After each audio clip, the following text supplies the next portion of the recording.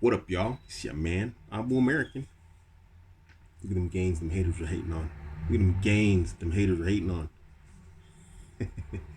Anyway, hey, this is dedicated to a homie who asked a question uh, in a group, and it's about steroids. Now, despite my gains, I am not on steroids. But as I said on Twitter, I have done it also. That you don't have to. And I have done steroids. I've done steroids twice, and steroids is like crack cocaine. This stuff is addictive. Before I get into details, let me just tell you, steroids. It's crazy to be on steroids. It doesn't. You don't get roid rage, like they like to say you do. Steroids, though, is the male hormone. It's synthetic testosterone, and everything gets better when you're on steroids. Your hand-eye coordination improves. Of course, your muscle building shoots through the roof. Your memory improves. Your cognitive capacity improves.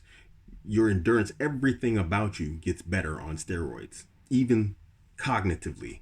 If you are having a hard time concentrating, focusing, applying energy, steroids will literally, like, that stuff is, man. It's like, I think there's some TV show where this guy takes this tablet, this little see-through tablet, and he, like, turns into a super genius type guy. That's the feeling I got when I was on steroids. And I produced a lot of work, and I did a lot of stuff when I was on steroids. Now, that said, let's go into the details. If you are between, I don't know, let's say 14 to 35, I don't even know why you're looking at steroids unless you have a medical condition that causes you to produce exceptionally low testosterone. Then you're going to be basically doing hormone replacement therapy, HRT. And this, of course, has to be established by an endocrinologist. That means you have to go see a medical practitioner and get your T levels checked, and he has to prescribe you artificial synthetic testosterone.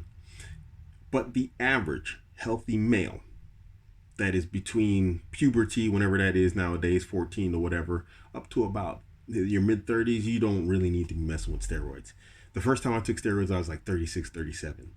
Now, here's the thing. When you take synthetic testosterone, you're flooding your body with like massive amounts of synthetic testosterone.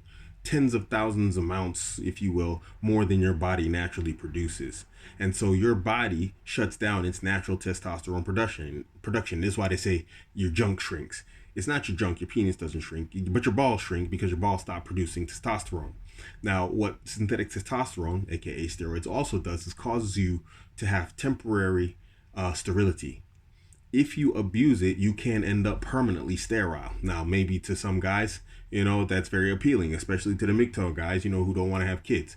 But if you're generally a guy who hasn't had kids and you're like below 35, just don't mess with it. You should be able to naturally produce the testosterone you need in order to build muscle and gains. Of course, if you're just looking to go into pro bodybuilding, then that's different.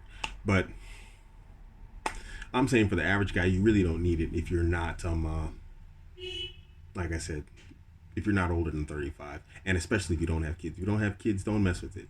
Because if something goes wrong, and then you can't have kids and you want kids, well, then you're stuck with the choice. You're stuck with your big muscles, but you don't have any kids if that's something you want.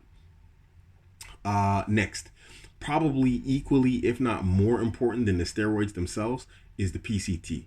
Post-cycle therapy. Post-cycle therapy is to restart your body's natural production of testosterone. Now, like I said, when you're on steroids, your body shuts down natural production and it shuts it down. And actually what happens is your body starts producing estrogen as a balance to too much testosterone. I should have not skipped this part. So you need to be taking estrogen blockers. This is if you're going to do it. Because when a guy makes a decision to do something like this, he just jumps into it despite the advice of me saying don't do it. And I think this guy is like in his early to mid 20s. I'm telling you, don't do it. This is my advice to you. Don't do it. I know you want to do it, but don't. Unless you go to an endocrinologist and he says you need it, I'd say don't mess with it. But anyway, moving on. You need to take an estrogen blocker. An estrogen blocker is going to prevent or reduce your body from producing too much estrogen. Because if you produce too much estrogen, which will happen when you start flooding your system with so much testosterone, your body's trying to balance everything out, you're going to get bitch nipples. If you look at a lot of bodybuilders, they got like that fatty tissue underneath their nipples. They started getting female titties, basically. And this is irreversible. I mean, I think you can get a few operations to get the fat removed, but generally it's just not a good look no matter what you do at that point. It's permanent and it's not good. So anyway, post psychotherapy. Let's get back into post psychotherapy. So post psychotherapy, what happens here is you need to restart your body's natural production of testosterone.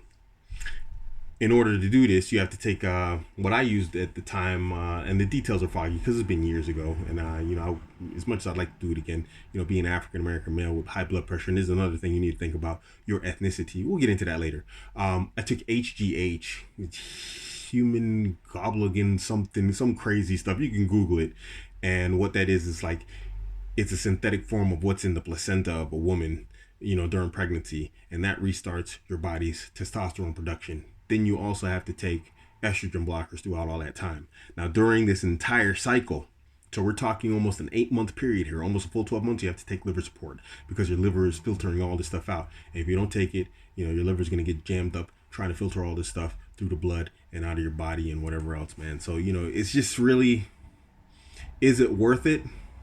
I mean, man, I don't know. That's subjective. You feel great. You feel amazing. But then this goes into other topics like, now, let's go into ethnicity. As African Americans, I don't know what your ethnicity is, but me as an African American, I have to look at things like heart disease and high blood pressure. So what happened was when I started taking testosterone and bulking up really big, looked good, felt good, but my blood pressure went through the roof, and I ended up having to be in the hospital for 4 days.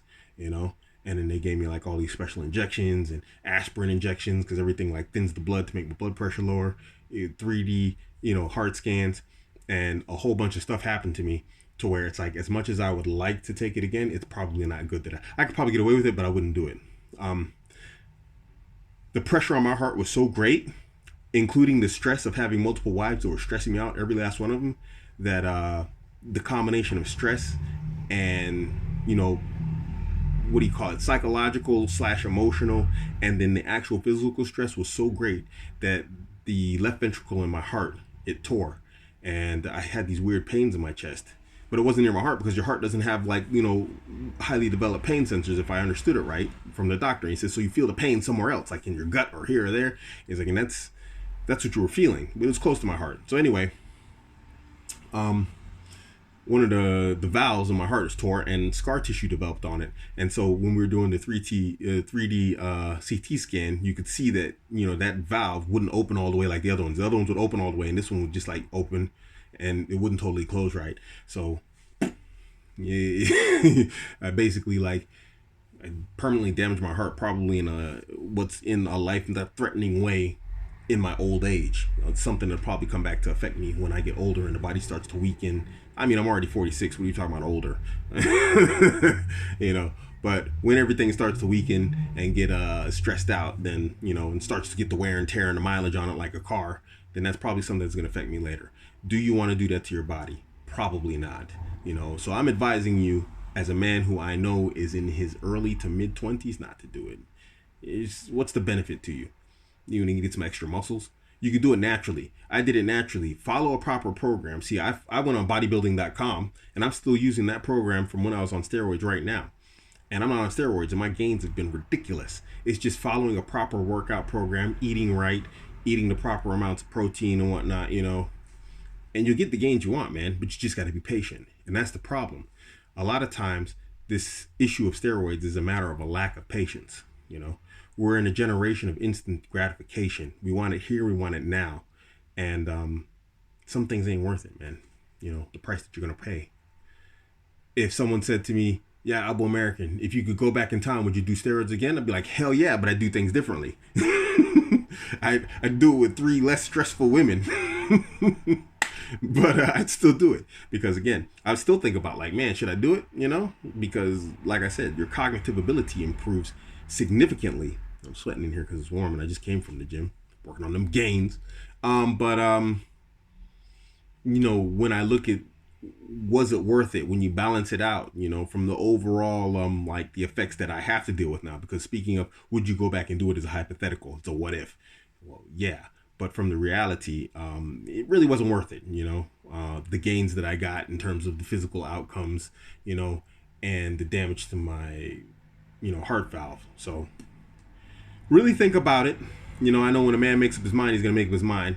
But I think that you, as a young man, you should just depend on your natural, your body's natural ability to increase testosterone when you start putting, strain and pressure on it, by way of the gym and sports and exercise. That's my humble opinion. Don't look at it until you've had kids, man, and you're like I said, you're like past 35. Just, it's not worth it. What are you gonna gain? Some muscles, and if you stop going to the gym, it's gonna go away. I was skinny. I was like skinny fat, like just a matter of like 2 months ago, dude. Now I'm like walking around all juicy and ripped and stuff. Not ripped, but I'm bulked up like really big. I've gained a lot of weight since then, and it's been muscle. But so if you stop working out, steroids or not, all those gains are gonna be gone. It's just not worth it. You're gonna pay a lot of money for it, and it's temporary if you don't keep going to the gym. So think about it. Take something like creatine monohydrate.